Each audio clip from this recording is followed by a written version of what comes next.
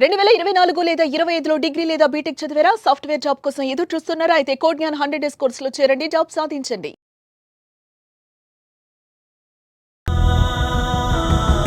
మా ఇల్లు అల్లగుతిలో, కానీ ఆ గ్యాంగు తట్టుకోలేక వచ్చినాం. అమాపిరి గ్యాంగు మన ఆడపిల్లల కళ్ళలో చదువుకొని పైలైనాడో పాస్ అయినాడో తెల్లో, ఇంటికాడనే అన్నాడు. నువ్వు మందు తాపుతా రా అంటే పోతాడు, నేను మందు తాపుతా అంటే పోతాడు. అటోడు నువ్వు నైమర్ రాకుంటే పోసుకోటా అంటాడు. మాట్లాడి అందరిలాగా వస్తాడు అని వాడి నమ్మి వాడిని వెళ్ళింది. వాడి వెనకాల గ్రూప్ లాగా వచ్చేది ఆ పాపకు తెలియదు. అందరూ తీసుకెళ్లి కంప చెట్లకి తీసుకొని ఆ గ్రూప్ గేంగ్ చేసి వాడు సైలెంట్ గా వచ్చి మళ్ళీ ఊర్లోనే ఉన్నాడు. మాకు వాళ్ళను మా పిల్ల శవం ముందర మాకు ఎన్కౌంటర్ చేస్తారా? మాకు న్యాయం.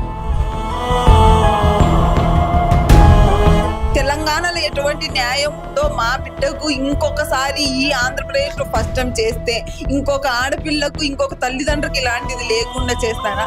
లేకపోతే మేం చేసుకోవాలి. పొద్దున మా కొడుకులు వెళ్ళి పాపను చూస్తే అంత ఘోరంగా ఉందంట. పాప ఒంటి మీద ఏం లేకుండా కాట్లు, ఆ పాప ఎంత దారి ఇదిగా ఉందో మీరే అర్థం చేసుకోండి.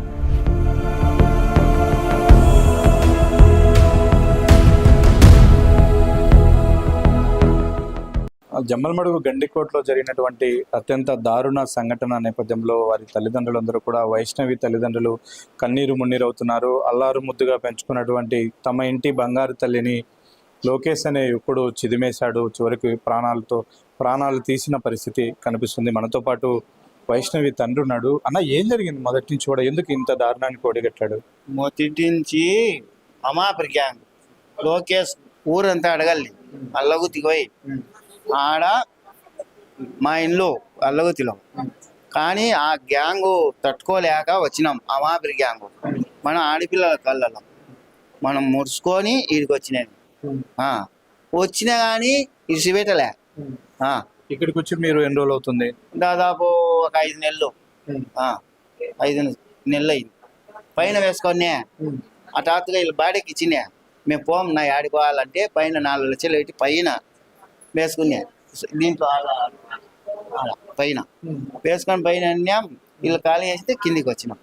అది ఖాళీ పెట్టుకుని పోనీ 4 లక్షలు. అసలు వాడు ఎవడు, ఎలా పరిచయం అయింది మీ అమ్మాయికి? ఎలా అమాపిరి గ్యాంగ్ మా సందున నీళ్ళు మోటార్ సైకిళ్ళు పోతారు.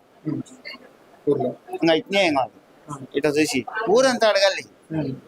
నేను చెప్పేది కాదు, ఊరంతా. ఏం పని చేస్తాడు అతను? వాడు అమాపిరి ఏం పని చేయడు, చదువుకున్నాడు.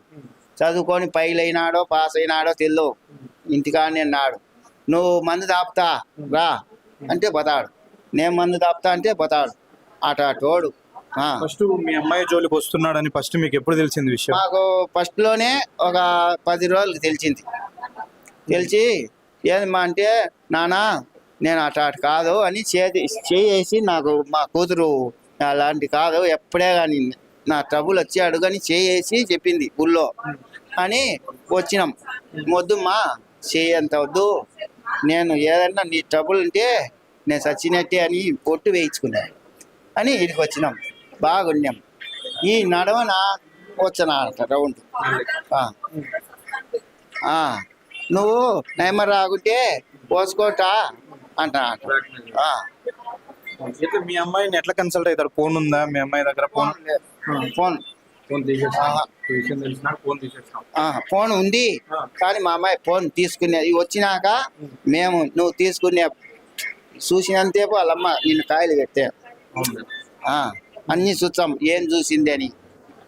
ఏం ట్రబుల్ సెల్లులోంచి వీడికి వచ్చినాంచి అప్పుడు తెలియదు, వీడికి వచ్చినాంచి ఫోన్లో ఎవరికి ఏం రెస్పాన్స్ లేదు.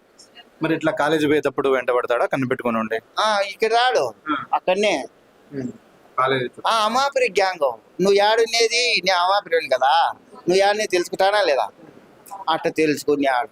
మా ఊరు పాప వచ్చాది బంగాల్లో పిల్ల, అవన్నీ అమ్మాయి వారినో ఎట్టెట్టునో మొత్తం తెలుసుకున్నాడు. తెలుసుకున్నాడు. ఫస్ట్ వార్నింగ్ ఇచ్చినాం. వార్నింగ్ ఇచ్చి మా కొడుకులు దాన్లు బాగా, కానీ లెక్క చేయలే. వాడు అందుతున్నాడు సన్నం, అంత సన్నం శక్తి, కానీ ఇసివేటలే. లాస్ట్కు నిన్న జరిగింది సార్. నిన్న ఏం చెప్పి ఎన్ని గంటలకు వెళ్ళింది అమ్మాయి ఇంటి నుంచి బయట? 8కి వెళ్ళింది. అదో బాబు వాడు సైకిల్లో పోతాడు గీతాంజలి, ఈ పాప కాలేజీకి పోతాడు. వాళ్ళమ్మ డాక్టరా నిన్న మీటింగు. నిన్న ఒక్కరోజు అల్లగుతికి పోవాలి మెయిన్ డాక్టర్ వాళ్ళ. నేను పోతున్నా మీ ఇద్దరు పొల్లి అని క్యారీలు. మామూలుగా అయితే తొడకచ్చనియాడు మా పెద్ద కొడుకు. చెన్నై పోయినాడు కాలేజీ గంటగా చదువు కోసం. ఆదివారం పోయినాడు, నిన్న రాలే. నిన్న ట్రబుల్ ఇచ్చింది మాకు లేని దాన, అందుకు నడిచిపోయింది క్యారీ పెట్టుకొని. ఇంకా ఎంత దూరం పోయిందో వాడిని నమ్మి తీసుకొని కొంతసేపు మాట్లాడి అందరిలాగా వస్తాడు అని వాడి నమ్మి వాడిని వెళ్ళింది. వాడి వెనకాల గ్రూప్ లాగా వచ్చేది ఆ పాపకు తెలియదు. అందరూ తీసుకెళ్లి కంప చెట్లకి తీసుకొని ఆ గ్రూప్ గేంగ్ చేసి వాడు సైలెంట్ గా వచ్చి మళ్ళీ ఊర్లోనే ఉన్నాడు. అంతే.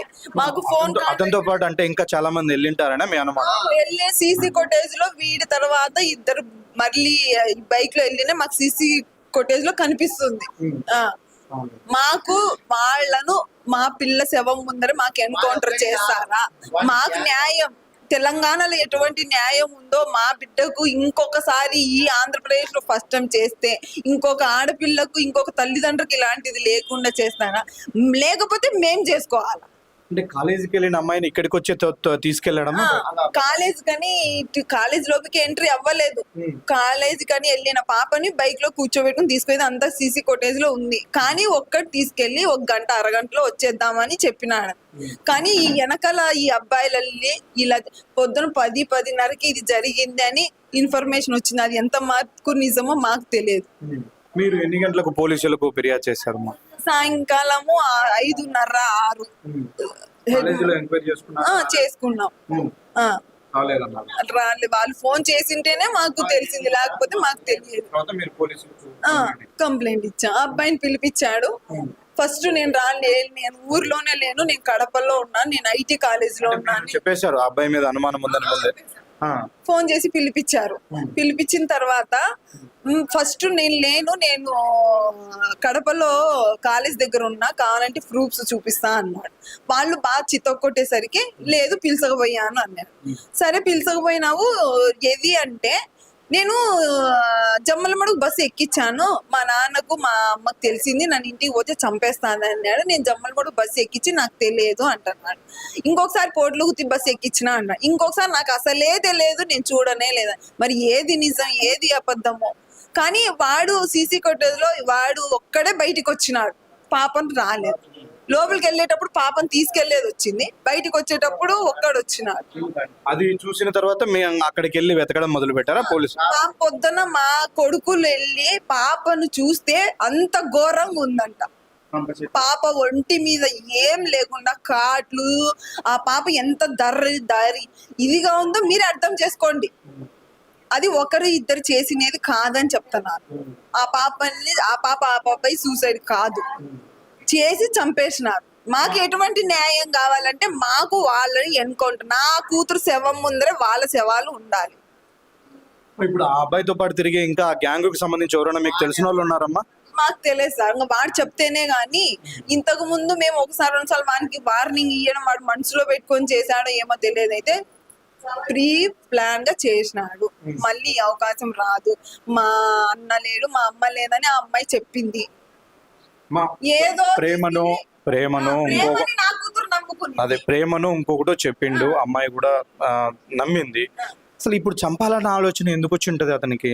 మరి చంపాలనే ఉద్దేశం రాకపోతే ఇష్టమైన వాడివైతే నువ్వు చేసుకోవాలన్నాలా, లేకపోతే తల్లిదండ్రులు ఒప్పించుకోవాలా, లేకపోతే ఎంతవరకు లిమిట్ అంతవరకు తీసుకొని ఇంటికి తీసుకురావాలి. ఇదేంటి సార్, ఒకరు ఇద్దరు అనేది తెలుసుకోలేనంత అమాయకురాలు కదా. చూసే వాళ్ళకన్నా పాప ఎంత ఇదిగా ఉంటే అంత చెప్తున్నారు, మీరే అర్థం చేసుకోండి. ఒంటి మీద ఏమీ లేవంట.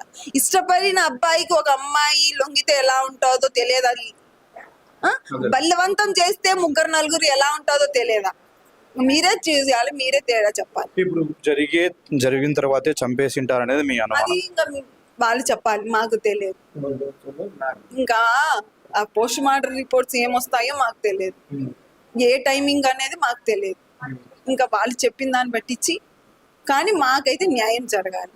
అన్న, మీరు గతంలో మీ అమ్మాయి వెంటబడుతున్నప్పుడు ఏమన్నా పోలీసులకు చెప్పడం కానీ ఇట్లా మా అమ్మాయి మేమే ఎంక్వైరీ ఇచ్చినాం. ఏంది ఇట చేస్తున్నావు అంటే, లేదన్నా లేదన్నా నేను అటోని కాదన్నా, నాకు తెలియదన్నా అని తప్పించుకున్నాను. కానీ ఆ అమ్మాయి మాట్లాడకపోతే నేను చెయ్యి కోసుకు ఎందుకు మాట్లాడుతున్నావు, మళ్ళీ ఎందుకు కంటిన్యూ చేస్తున్నా అని మేము అడిగితే, నేను ఏం చెయ్యట్లేదు, వాడు ఎలా తెలుసుకుంటున్నాడు నెంబరు, నేను చేయి కోసుకుంటాను, నేను చచ్చిపోతాను, నేను అది చేసుకుంటా, ఒక వారం మాట్లాడు, నా కూతుర్ని బెదిరింపు కాల్స్తో. మళ్ళీ ఇంకొకటి ఏంటంటే, ఈ పాప చేసిన మెసేజ్, ఈ పాప చేసిన కాల్స్ చూపిస్తా బెదిరిస్తా వచ్చినాడు.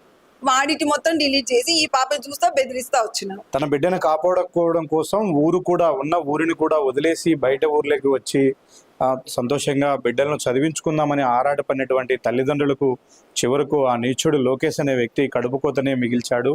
అమాయకపు మాటలు చెప్పి ప్రేమిస్తున్నానని చెప్పి వంచి తీసుకెళ్లి తనొక్కడే కాదు ఈ ఘాతుకానికి, తన ఫ్రెండ్స్ కూడా ఇందులో భాగస్వామ్యం ఉంది కాబట్టి 3-4 కలిసే ఇంతటి దారుణానికి పాల్పడి ఉంటారు అని వారి తల్లిదండ్రులు అనుమానిస్తూ ఉన్నారు. ఆ విధంగా పోలీసులు విచారణ చేయాలి. తన బిడ్డ మృతదేహాన్ని ఖననం చేసే లోపలే తన బిడ్డ శవం ముందే తన బిడ్డను ఈ విధంగా దారుణంగా చంపిన వ్యక్తులను కూడా చంపాలి అంటూ కూడా వాళ్ళు తమ ఆవేదనను తెలియజేస్తున్నారు. అయితే పోలీసులు ఈ విషయంలో ఎలాంటి ఎంక్వైరీ చేయబోతున్నారు, చనిపోయినటువంటి వైష్ణవికి ఎలాంటి న్యాయం చేయబోతున్నారో చూడాలి. వీడియో జర్నలిస్ట్ సాగర్తో సుదర్శన్ రెడ్డి, సుమన్ టీవీ, ప్రొద్దుటూరు.